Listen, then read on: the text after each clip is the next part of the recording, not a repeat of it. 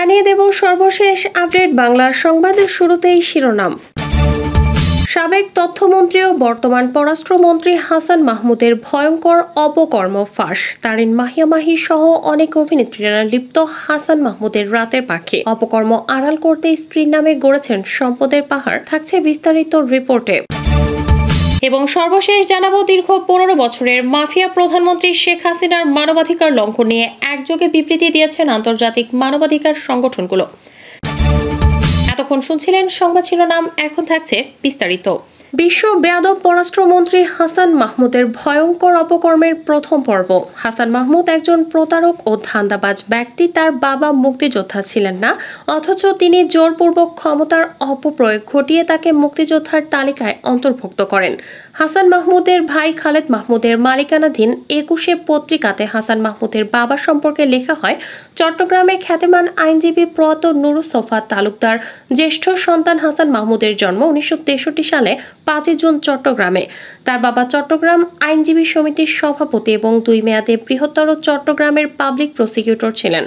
অর্থাৎ এই লেখার কোথাও তার বাবার নুরুসফা তালুকদারকে মুক্তিযোদ্ধা হিসেবে দাবি করা হয়নি, অথচ প্রতারক হাসান মাহমুদের গ্যাজেটে অন্তর্ভুক্তির জন্য বাছাইকৃত নতুন অন্তর্ভুক্তির তালিকায় 2 নম্বরে তার বাবার নাম ঢুকিয়ে দেয়।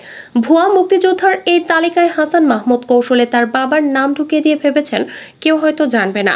গোয়েন্দা সূত্রে আমরা সেই তালিকার কপি উদ্ধার করেছি। এভাবে জালিয়াতির মাধ্যমে মুক্তিযুদ্ধের তালিকা অন্তর্ভুক্তির জন্য হাসান মাহমুদকে নিশ্চয়ই একদিন বিচারের কাঠগড়ায় দাঁড়াতে হবে। স্বরাষ্ট্রমন্ত্রী হাসান মাহমুদ ক্ষমতার অপব্যবহার করে চট্টগ্রামের রাঙ্গুনিয়াতে এমন কোনো অপকর্ম নেই যা তিনি করছেন না। বিরোধী দলের ওপর নির্যাতনকারী দুর্নীতিবাজ এই পুলিশ কর্মকর্তা হলেন এসআই সুমন। যুগান্তর পত্রিকাতে প্রকাশিত ফেসে যাচ্ছেন এসআই সুমন শিরোনামে এক সংবাদে লেখা হয়, দুদকের অনুসন্ধানে 16,91,000 টাকার অবৈধ সম্পদ অর্জনের প্রমাণ মিলেছে রাঙ্গুনিয়া থানা পুলিশের এসআই সুমনের বিরুদ্ধে। সুমনের অন্যায়ের প্রতিবাদ করেছিলেন রাঙ্গুনিয়া থানার সদ্য বদলিকৃত ওসি মাহবুব আলম মিল্কি। এর ফলে একদিনের নোটিশে তাকে বদলি করে নিজের পছন্দের চন্দন কুমার চক্রবর্তীকে রাঙ্গুনিয়া থানাতে ওসি হিসেবে নিয়োগ দেন হাসান মাহমুদ। চীনের মালিকানাধীন কোম্পানিটি সিআরসি সম্পূর্ণ নিজ ঘরে চট্টগ্রাম নগরীতে মেট্রো রেল নির্মাণের সম্ভাবনা যাচাই বা ফিজিবিলিটি স্টাডি করে নিতে চেয়েছিল, অথচ হাসান মাহমুদ চীনের প্রতিষ্ঠানকে বাদ দিয়ে নিজের পছন্দমতো কোরিয়ান প্রকল্প সহায়তাকারী প্রতিষ্ঠান কুইকাকে ফিজিবিলিটি স্টাডির দায়িত্ব দেন। ফলে প্রকল্পের ফিজিবিলিটি পরীক্ষার খরচ হবে 70,63,00,000 টাকা। এর মধ্যে সরকারি তহবিল থেকে দেওয়া হবে 13,63,00,000 টাকা এবং প্রকল্প সহায়তাকারী প্রতিষ্ঠান কুইকা দেবে 57 কোটি টাকা। বিনামূল্যে যে কাজটি করা যেত সেটি হাসান মাহমুদের কমিশনের লালসাতে রাষ্ট্রের 70 কোটি খরচের মাধ্যমে উদ্যোগ নেওয়া হলো। অথচ এইভাবে ব্যক্তি স্বার্থে জনগণের ট্যাক্সের টাকা ধ্বংস করে হাসান মাহমুদ হয়ে যান ধরাছোঁয়ার বাইরে। হাসান মাহমুদের নির্দেশে তার ভাই এরশাদ মাহমুদ সংখ্যালঘুদের উপর নির্যাতন চালিয়ে আসছে। বাংলাদেশ শান্তিপ্রিয় জনগোষ্ঠী হিসেবে পরিচিত বৌদ্ধ ভিক্ষুর ওপর নির্যাতন করতে কার্পণ্য করেনি তারা। হাসান মাহমুদ ও তার অনুসারীদের অবৈধ বালি উত্তোলন, পাহাড় কাটা ইত্যাদি পরিবেশ ধ্বংসকারী কাজের প্রতিবাদ করেছিলেন চট্টগ্রামের রাঙ্গুনিয়া বৌদ্ধ ভিক্ষুর শরণাগতে। এই কারণে এই বৌদ্ধের বিরুদ্ধে ডিজিটাল নিরাপত্তা আইনে মিথ্যা মামলা করার মামলাবাজ হাসান মাহমুদ। জীবন বাঁচাতে অবশেষে দেশ ছাড়া হচ্ছেন বৌদ্ধ শরণাগতে এবং বর্তমান শ্রীলঙ্কাতে অবস্থান করছেন। তার বিরুদ্ধে হাসান মাহমুদের এই আক্রোশের ফলে দেশের ভাবমূর্তি বিদেশেও নষ্ট হয়েছে। কানাডা ও আমেরিকাতে প্রতিবাদে মানববন্ধন ও প্রতিবাদ কর্মসূচি পালিত হয়েছে। আওয়ামী লীগ ক্ষমতায় আসার পর হাসান মাহমুদ মাছ ধরার ট্রলার, শিপ হ্যান্ডলিং ও টেলিভিশনের লাইসেন্স নিয়েছেন। এরই মধ্যে গ্রিন টিভি নামে লাইসেন্সটি দেওয়া হয়েছিল গোলাম দস্তগীর নিষাদ নামে তার সহযোগীর নামে। দীর্ঘ 10 বছর পর সেই টিভির লাইসেন্স বিক্রি করা হয়েছে রফিক এবং বেনজির আহমেদের কাছে। বেনজির এবং রফিকের কালো টাকা সাদা করা হয়েছে। এই টেলিভিশন সাইটবোর্ডের আলারে এবং এর নেপথ্যে কলকাঠি নেড়েছেন মহা দুর্নীতিবাজ হাসান মাহমুদ। গত এপ্রিল মাসে চট্টগ্রাম বন্দরে অতি গোপনে 23টি শিপ হ্যান্ডলিং অপারেটর লাইসেন্স অনুমোদন দেওয়া হয়। হাসান মাহমুদের মালিকানাধীন বিসমিল্লাহ মেরিন সার্ভিস রয়েছে এই লাইসেন্স প্রাপ্ত তালিকার শুরুর দিকে। চট্টগ্রামে যুবলীগ নেতা আলোচিত স্বর্ণ ব্যবসায়ী আরশাদুল আলম বাচ্চুকেও বিপুল অর্থের বিনিময়ে হাসান মাহমুদ পাইয়ে দিয়েছেন অতি মূল্যবান এই লাইসেন্স।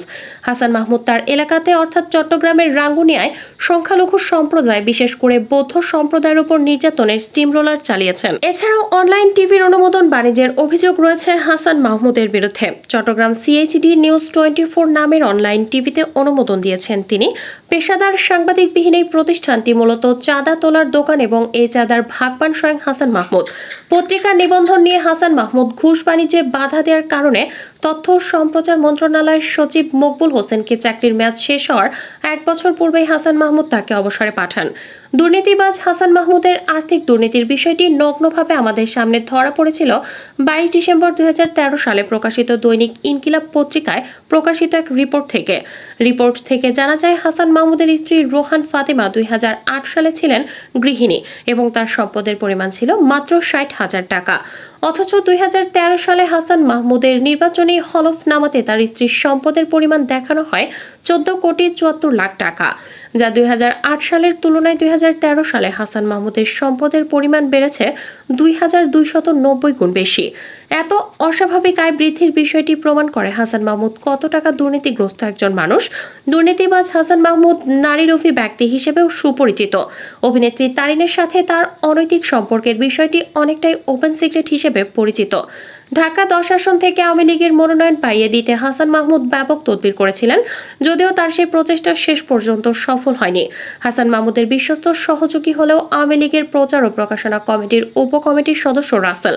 এই রাসেল DGFI এর এক ঊর্ধ্বতন কর্মকর্তার সহযোগিতায় সাবেক তথ্য প্রতিমন্ত্রী ডক্টর মুরাদের সাথে মাহিয়া মাহির অনিয়ম ফাঁস করেন হাসান মাহমুদ। মূলত মাহিয়া মাহি সহ অনেক অভিনেত্রী নারী লিপসু হাসান মাহমুদের রাতের পাখি। এসব রাতের পাখিদের ম্যানেজমেন্ট করেন হাটহাজারীর রাসেল। মূলত ডক্টর মুরাদের কারণে তথ্য মন্ত্রণালয়ের একক আধিপত্য গড়ে তুলতে এবং বিভিন্ন প্রকল্প নিবন্ধন বাণিজ্যের সুবিধা করতে পারছিলেন না হাসান মাহমুদ। তাছাড়া হাসান মাহমুদ চাননি তার রাতের পাখিদের ওপর ভাগ বসা করা। এ কারণেই মুরাদকে তিনি কৌশলে সাইড করে দেন। ডিবি প্রধান হারুন পুলিশ নামধারী এক ভয়ঙ্কর দুর্বৃত্তের অজানা অধ্যায়। কর্মজীবনের শুরু থেকেই ব্যবসায়ীদের কাছ থেকে চাঁদা আদায়, জমি দখল, গ্রেপ্তার, বাণিজ্য ইত্যাদি নানা অপকর্মের মাধ্যমে আর 10টা অসৎ কর্মকর্তার মতো নিজেকে তুলে ধরেছিলেন হারুন। 2010 সালের ফেব্রুয়ারি মাসে রাজধানীর কোতোয়ালি থানার এক মুক্তিযোদ্ধা ব্যবসায়ীর কাছ থেকে তিনি 10 লাখ টাকা চাঁদা আদায় করেছিলেন এবং ক্রসফায়ারের হুমকি দিয়েছিলেন তাকে। কিছু প্রভাবশালী সেই ব্যবসায়ীর অভিযোগের প্রেক্ষিতে হারুনকে তেজগাঁও জোনে বদলি করা হয়। আওয়ামী শাসন আমলের শুরু থেকেই তৎকালীন সংসদের স্পিকার আব্দুল হামিদের নাম ভাঙিয়ে তিনি নানা অপকর্ম করেও পার পেয়ে যান। 1971 সালে বাংলাদেশের মুক্তিযুদ্ধ চলাকালীন আমার চাচা এবং প্রফেসর ইউনুস বাংলাদেশের মানুষের জন্য কাজ করেছিলেন। যুক্তরাষ্ট্রের সাবেক সিনেটর রবার্ট F. কেনেডির মেয়ে এবং সাবেক প্রেসিডেন্ট জন F. কেনেডির ভাতিজি কেরি কেনেডি এমন মন্তব্য করেছেন।